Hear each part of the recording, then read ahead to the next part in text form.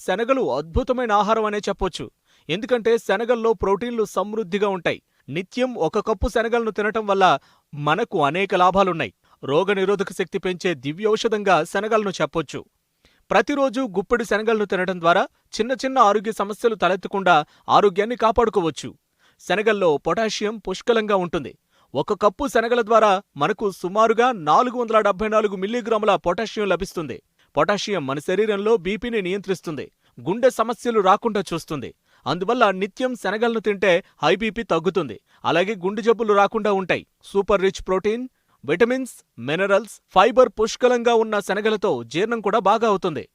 ఒకరోజు అవసరమయ్యే ప్రోటీన్లో 3/4 ప్రోటీన్ 28 గ్రాముల శనగల్లో ఉంటుంది.